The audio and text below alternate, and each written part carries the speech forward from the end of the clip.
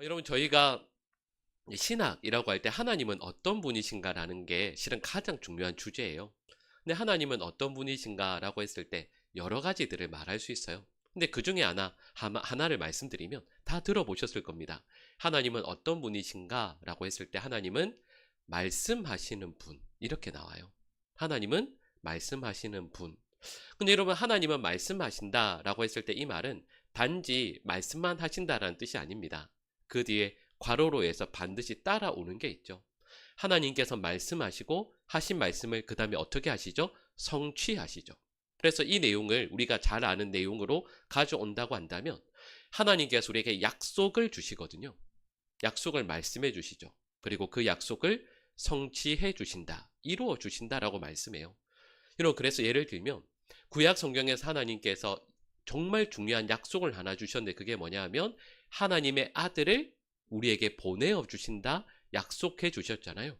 근데 그 약속의 말씀이 신약에서 어떻게 됩니까? 성취됩니다. 그리고 특별히 신약 어디에서 성취되죠? 이걸 담은 내용들이 복음서 말씀이죠. 또 그리고 구약에서 하나님의 영, 곧 성령을 주시겠다 약속해 주셨죠. 그리고 이 말씀이 성취된 곳이 어디입니까? 사도의 행전 말씀이죠. 그러니까 성경은 하나님의 약속의 말씀, 그리고 그 약속의 말씀이 성취되는 과정을 담고 있어요. 그리고 또 이 내용을 다시 성취될 것을 약속해 주시는 과정도 있죠. 여러분, 그래서 우리가 이 시대를 살아갈 때 이미 이루어진 성취된 하나님의 약속의 말씀을 우리가 받아들인 것도 있고, 앞으로 이루어질 것을 소망하며 그 과정과 여정에서 살아가는 그 순간에 있다라는 것도 우리는 알고 있죠. 여러분, 저희가 지금 누가복음 1장 말씀을 살펴보고 있습니다. 근데 누가복음 1장과 2장 말씀도 실은 같은 맥락에서 말씀을 하고 있어요. 예를 들면 누가복음 1장 정확히는 5절부터입니다. 5절부터 25절까지 말씀이 어떤 내용이냐면 요한이 태어날 것을 예언하시는 약속의 말씀이 나와요. 그리고 26절부터 56절까지는 누구의 탄생에 대한 약속일까요? 예수님요. 그러니까 저희가 지난주까지 살펴보았던 말씀이 예수님의 탄생에 대한 약속, 예언의 말씀입니다. 그리고 오늘 본문부터요, 57절부터 80절까지, 1장 마지막 절까지가 세례 요한의 그 출생에 대한 그 약속이 성취된 것을 말씀하고 있고요. 그리고 2장은 예수님의 탄생에 대한 그 예언, 약속이 실제로 이루어지는 내용을 담고 있습니다. 그러면 성경이 이런 거죠. 성경은 하나님의 약속, 그리고 그 약속이 성취되는 것, 그리고 그 사이에 우리가 살아가고 있는 거죠. 그리고 오늘 본문 말씀은 그 약속의 말씀을 붙들고 살아가는 성도들이 그 과정에서, 성취되어지는 과정에서 어떤 은혜를 누리게 되는지를 저에게 보여줘요. 첫 번째 내용입니다. 이런 말씀드렸던 것처럼 오늘 본문은 세례 요한이, 태어나게 될 것이다라는 약속의 말씀을 주시고 나서 그 내용이 어떻게 이루어지는지를 먼저 보여요. 그래서 57절 말씀을 보니까 요한이 태어난 것을 말씀하죠. 근데 태어나면서 그냥 요한이 태어난 것만 말씀하지 않습니다. 이어지는 우리 58절 말씀을 우리 같이 한번 읽어보겠습니다. 이웃과 친족이 주께서 그를 크게 긍휼히 여기심을 듣고 함께 즐거워하더라. 아멘. 이런 어떤 말씀이냐면, 여러분, 엘리사벳과 사가랴 가정을 하나님께서 어떻게 하셨다고 되어 있죠? 크게 긍휼히 여겨주셨다. 그리고 이걸 옆에서 보고 들은 하나님의 자녀들, 그 이웃 친족들이 함께 즐거워하였다, 이렇게 말씀하고 있는 거죠. 여러분, 실은 그 지난번에 말씀드렸지만 이 사가랴와 엘리사벳은 자녀를 포기했었던 가정입니다. 근데 이 가정에 하나님께서 크게 긍휼히 여겨주심을 베풀어 주시고 또 은혜를 베풀어 주시죠. 그리고 그 은혜를 입어서 세례 요한을 낳게 되고요. 옆에 있는 공동체가 함께 크게 즐거워하였다라고 말씀하는 거죠. 여러분, 앞서 말씀드렸던 것처럼 이 공동체는 그냥 좋아하는 게 아니에요. 저 가정에 좋은 일이 생겼대, 그냥 이렇게 해서 축하해주고 함께 즐거워해주고, 이 정도가 아닙니다. 이 즐거움에는 아주 특별한 이유가 있죠. 왜냐하면 앞부분 말씀입니다. 우리 1장 14절 말씀을 우리 같이 한번 읽어보겠습니다. 너도 기뻐하고 즐거워할 것이요 많은 사람도 그의 태어남을 기뻐하리니 아멘. 자, 여러분 14절 말씀은 무슨 내용이죠? 요한이 태어날 것. 근데 심지어는 요한이 태어나는 것뿐만 아니라 그 옆에 있는 많은 사람들이, 우리로 말하자면 신앙의 공동체가 함께 즐거워할 것조차도 하나님께서 약속해 주셨다라는 것을 보여주시는 거죠. 그러니까 이 말씀이 이런 내용이에요. 그냥 누구한테 일이 잘 되니까 옆에 있는 사람들이 기뻐하더라, 이게 아닙니다. 단순히 그런 뜻이 아니에요. 하나님께서 어느 성도에게 또 어느 가정에 하나님께서 약속의 말씀을 주세요. 근데 그 약속의 말씀이 어떻게 되죠? 성취됩니다. 근데 그 약속의 말씀이 성취되니까 옆에 있는 신앙 공동체가, 그래, 하나님께서 정말 살아 계시는구나. 하나님께서 저 가정을 불쌍히 여겨주시고 크게 긍휼을 베풀어 주셔서 이 놀라운 일을 베풀어 주시는구나. 하나님의 약속과 성취, 이것을 옆에서 바라보면서 이 공동체가요, 함께 즐거워하였다, 이렇게 말씀하고 있는 거죠. 그러니까 여러분, 오늘 본 말씀은 이런 겁니다. 저와 여러분들이 하나님의 약속의 말씀을 붙들고 살아가게 될 때 그 과정에서 성취됨을 여러분 옆에 있는 누군가가 경험하게 되잖아요. 그럴 때 우리 이 안에 있는 신앙의 공동체가 하나님께서 이 가정을, 이 사람을, 우리 공동체 안에 속해 있는 누군가를 긍휼히 여겨주심으로 그 약속의 말씀이 성취된 것을 볼 때 함께 즐거워하는 것이 바로 진정한 신앙의 공동체이다라는 것을 오늘 본문을 통해서 알게 되는 거죠. 여러분, 실은 그렇습니다. 여기 다 우리 믿는 분들이잖아요. 근데 여러분, 우리 신앙의 시작이 어떻게 되었었죠? 우리 마음은 그렇죠. 우리도 다 사도 바울처럼 정말 특별하게 부름 받으면 좋겠죠.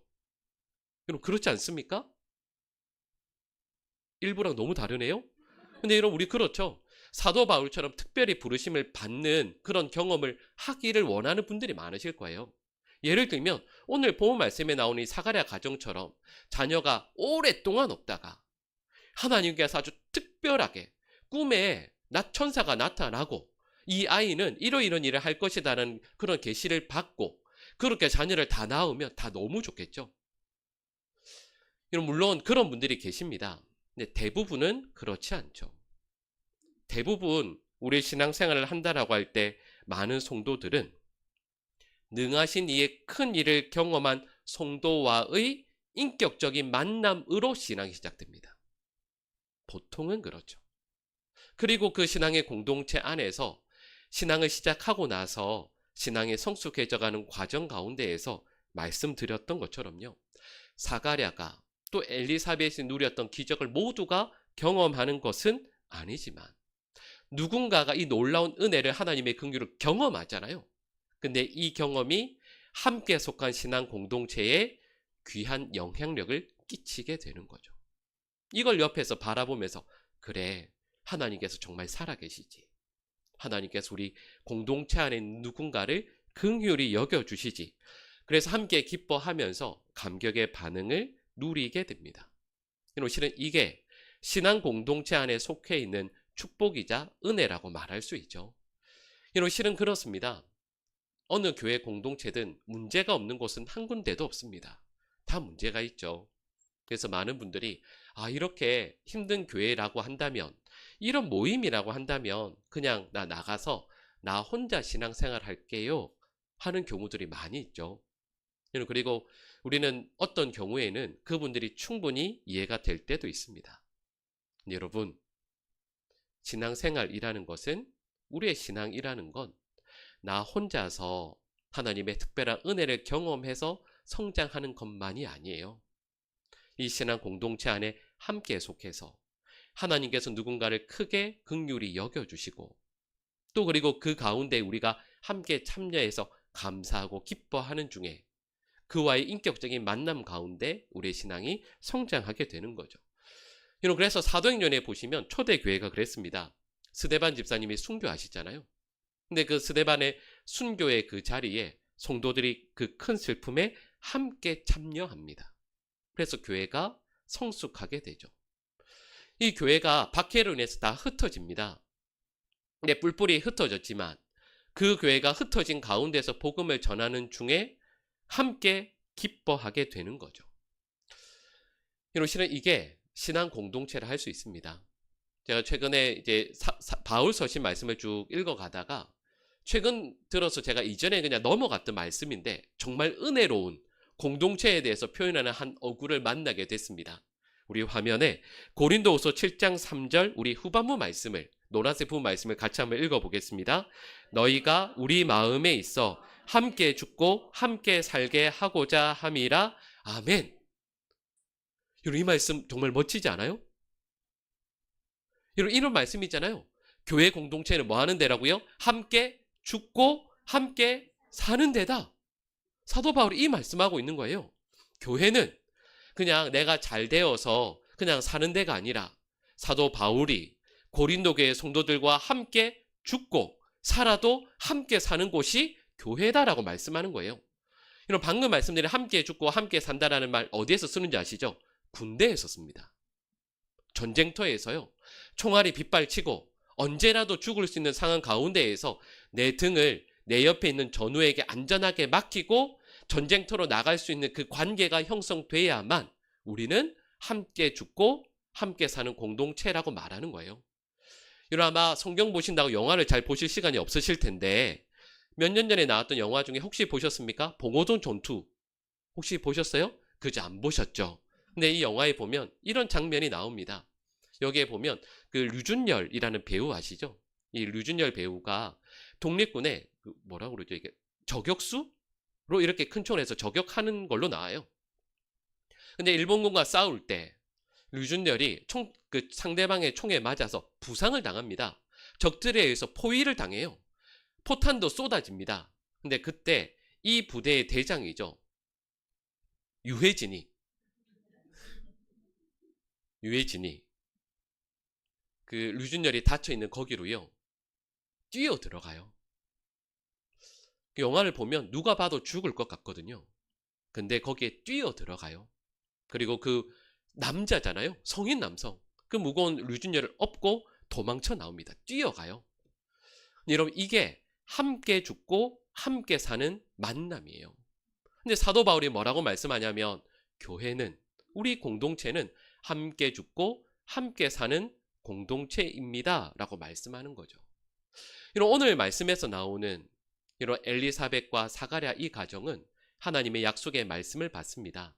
그리고 이 약속의 말씀이 성취되는 은혜를 누리죠. 근데 그 옆에 있는 가정들은요, 실은 그렇지 않거든요. 어쩌면 사가랴와 엘리사벳 가정은 하나님께서 큰 긍휼을 베풀어 주셔서 정말 나이가 많은데 자녀를 얻게 되죠. 근데 축하해주는 그 이웃, 친지들 중에 혹시 그러지 못한 분들도 계시지 않겠어요? 어쩌면 이 가정보다 훨씬 더 어려운 분들도 계시겠죠. 여러분, 하나님의 말씀이 삶 가운데 이루어짐을 곁에서 바라보며 하나님께서 살아계시지. 하나님께서 은혜 베풀어 주시지. 이 가정을 불쌍히 여기시는 그 하나님께서 우리 공동체에도 은혜를 베풀어 주실 것을 믿고 함께 즐거워하고 함께 기뻐하는 공동체. 여러분, 실은 이게 성경에서 말씀하고 있는 교회 공동체이죠. 여러분, 그리고 이 말씀을 우리 성도들과 함께 나누면서 우리 보강중앙교회가 그런 은혜의 공동체 될 수 있기를 간절히 축복합니다. 여러분, 오늘 본문 말씀의 핵심 내용은 그 다음에 나와요. 오늘 본문의 말씀은 이제 8일이 지납니다. 그래서 요한에게 할례를 행할 때가 되죠. 근데 여러분, 그때 작은 사건이 하나 일어나요. 근데 그 작은 사건을 오늘 본문에서는 아주 중요하게 다루고 있습니다. 그 사건이 뭐냐 하면 이 아이의 이름을 뭘로 지을 것인가. 여러분, 이웃과 친족들은 이렇게 이야기합니다. 아버지의 이름을 따라서 사가랴라고 짓자. 여러분, 사가랴가 전에 말씀드렸죠. 구약에서는 어떤 이름이죠? 스가랴라는 이름입니다. 그리고 이 말의 뜻은 주님께서 기억하신다. 하나님께서 사가랴를 정말로 기억하셔서 은혜 베풀어 주신 것처럼 이 아이에게도 은혜 베풀어 주시기를 소원하는 마음으로 아이의 이름을 이렇게 사가랴라고 짓자고 하죠. 여러분, 이때 놀라운 일이 생깁니다. 갑자기 누가 나서냐면 엘리사벳이 확 나섭니다. 그리고 이렇게 강력히 거절하며 말하죠. 그 이름 안 됩니다. 아기의 이름은 뭐라고 이야기해요? 요한입니다. 라고 강력하게 주장해요. 여러분 이때 사람들이 깜짝 놀랍니다. 그리고 마음속으로 정말 놀랐을걸요. 여기에는 몇 가지 이유가 있습니다. 왜냐하면 여러분 요즘에 자녀 낳으면 이름을 누가 지어요? 그죠? 엄마가 짓죠. 실권자인 엄마가 짓습니다. 뭐 할아버지 할머니 뭐 이렇게 안 물어보죠. 예의상 물어보고는 적당히 뒤로 하고 그냥 그 부모님들이 정할 때가 많죠. 그리고 엄마가 정할 때가 많죠. 근데 여러분 이 시대는 지금부터 2000년 전입니다. 정말 가부장제 사회죠. 여러분 이때 아기의 이름은 누가 지을까요? 당연히 아버지가 짓습니다. 그러니까 사가랴가 이름을 짓는 게 당연하죠. 더군다나 이 요한은 이 집에서 몇 번째 아들입니까? 첫째 아들입니다. 첫째 아들의 이름을 짓는 것은요, 그 가문의 이름을 이어받는 게 당연한 것이었습니다. 이게 당연한 거예요. 그래서 특별히 2000년 전에는 제가 이전에 읽었던 랍비의 책에서는 어떤 내용이 기억나냐면 첫째 아이의 이름은 할아버지 이름에서 따온다라는 그 문구를 읽은 적도 있습니다. 근데 어찌됐든 이 친족들은 당연히 조상의 이름 가운데 지어야 되는데 그 중에서 아버지의 이름으로 하는 게 좋겠다라고 의견을 내는 거죠. 근데 이 엘리사벳은 안 된다. 요한으로 지어야 한다라고 했을 때 모든 사람들이 뭐라고 말하냐면 아니 너희 가문에 요한이라는 이름은 아예 없어. 그러니까 이 이름을 지으면 안 돼. 만약에 요한이라는 이름으로 지으면 이건 가문의 전통을 네가 무시하는 거야. 깨는 거야 라고 말하는 거죠. 이때 이 엘리사벳이 너무 강력하게 이야기하거든요. 가끔 그럴 때 있죠. 여성분께서 목숨을 걸고 이렇게 이야기할 때 여러분 이 이웃들이 친족들이 어떻게 하냐면 더 이상 말을 못하고요. 오늘 본문 말씀을 보면 사가랴를 봅니다. 뭔가 해달라는 거죠. 우리는 못 이기겠습니다. 당신이 나서서 해결해 주십시오라고 요청해요. 근데 사가랴가 그때 어떻게 하죠? 서판을 달라고 합니다. 여러분 아시겠지만 지금 10개월째 말을 못하고 있거든요. 말을 못하는 이 사가랴가 서판을 달라고 합니다. 그리고 거기에 우리로 말하면 펜을 딱 들죠. 그리고 아기의 이름을 씁니다. 당연히 모든 사람들은 전통에 따라서 해오던 관습에 따라서 그리고 이 사람들 모두가 생각하는 것처럼 아버지 사가랴의 이름을 쓸 것이라고 기대했죠. 근데 사가랴가 누구의 이름을 씁니까? 요한이라고 씁니다. 여러분 그리고 사가랴가 그 요한이라는 이름을 딱 쓸 때 그의 혀가 풀리게 되고요. 비로소 말을 하게 되고 찬송하게 됩니다. 여러분 실은 이 사건이 오늘 본문에서 중요한 사건이었던 거죠. 근데 여러분 이 내용을 누가가 왜 쓰고 있을까요? 이 말씀 왜 구태여 이름 쓰는 거 가지고 이렇게 기록하고 있을까요? 여러분 이렇게 말할 수 있습니다. 여러분 말씀드렸던 것처럼 아버지의 혹은 할아버지의 또 그 가문에서 훌륭한 분의 이름을 따서 이 귀한 아들의 이름으로 짓는 것 훌륭한 전통이죠. 그리고 훌륭한 관습입니다. 가문에서 내려오는 불문율 같은 거죠. 여러분 그런데 사가랴와 엘리사벳이 하나님의 약속의 말씀을 받고 말씀이 이루어지는 과정에서 이것들을 정말 소중한 것들이지만 이것보다 더 소중하게 여기는 것이 있었다라는 뜻이에요. 그게 뭐냐 하면 우리 1장 13절 후반부 말씀을 우리 노란색 부분을 같이 읽겠습니다. 내 아내 엘리사벳이 그 이름을 요한이라 하라. 아멘. 여러분 무슨 말씀이죠? 엘리사벳과 사가랴는 무엇을 받았죠? 하나님의 말씀을 받았습니다. 그러니까 이렇게 말할 수 있죠. 하나님의 말씀을 받았기에 이 말씀을 앞서 말씀드렸던 좋은 전통, 좋은 관습, 어쩌면 우리 가문에 지금까지 늘 내려오던 참 아름다운 어떤 것들보다 하나님의 말씀을 더 소중히 여겼다라고 말씀하고 있는 거죠. 근데 여러분 실은 이 사가랴도 그렇고요. 엘리사벳도 그렇습니다. 이 두 사람이 처음부터 그랬던 것은 아닙니다. 아시겠지만 사가랴는 처음에 하나님의 말씀을 어떻게 하죠? 믿지 못했습니다. 우리 1장 18절 말씀을 우리 같이 한번 읽어볼까요? 사가랴가 천사에게 이르되 나이가 많으니이다. 아멘. 이런 사가랴는 하나님께서 천사를 통해 주신 말씀을 믿지 못했습니다. 왜냐하면 상황이 그렇거든요. 상황이 나도 내 아내도 나이가 아주 많거든요. 안 될 것 같거든요. 그런데 이 말씀을 대답하고 나서 천사는 사가랴가 10개월 동안 아이를 낳을 때까지 말을 못하게 합니다. 여러분 생각해 보세요. 10개월 동안 이 엘리사벳은 말을 못했거든요.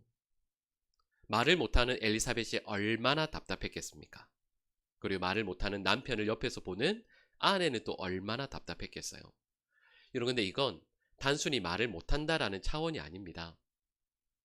하나님의 말씀을 온전히 신뢰하지 못하고 나의 반석이신 하나님을 온전히 의지하지 못한 나의 부족함, 연약함 때문이죠. 반대로 이야기하면 이 10개월의 시간은 날마다 뭘 하는 시간이었을까요? 하나님의 말씀을 붙들고 말씀에 순종하는 연습을 하는 정말 귀하고 값진 시간이라 말할 수 있습니다. 그러니까요. 참 좋은 전통, 아름다운 관습이지만 이 두 사람은 그것보다 하나님의 말씀을 더 우선시하고 말씀에 순종하는 그런 믿음의 자리로 성장하고 성숙하게 되는 것이죠. 이건 우리 모두도 마찬가지입니다. 실은 이렇게 말씀드리는데 이게 얼마나 어려운지를 우리 너무 잘 알고 있어요. 지금까지 우리가 살아왔던 그 삶의 틀을 깨는 게 얼마나 어려워요.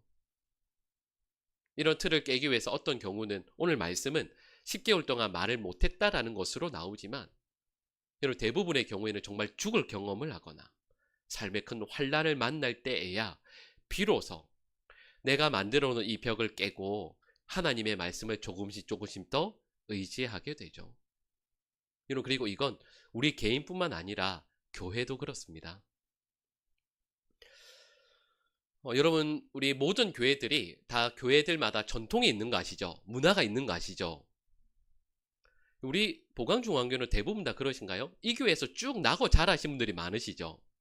근데 여러분 왜 이렇게 다른 교회에서 오면 다른 교회로 가거나 오거나 하면 아주 힘드시죠?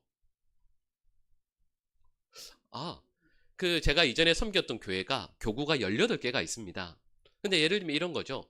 동대문 중랑교구에서 저희가 용산이니까 중구 용산 교구로 이렇게 이사를 오시거든요. 이사를 하면 교구를 어떻게 해야 될까요? 옮겨야죠.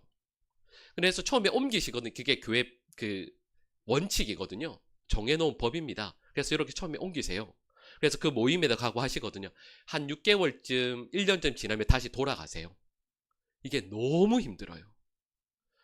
이 새로운 곳에서 새로운 교구에 있는 분들과 늘 만나고 교제하는 게 그리고 교구마다 분위기가 다르거든요.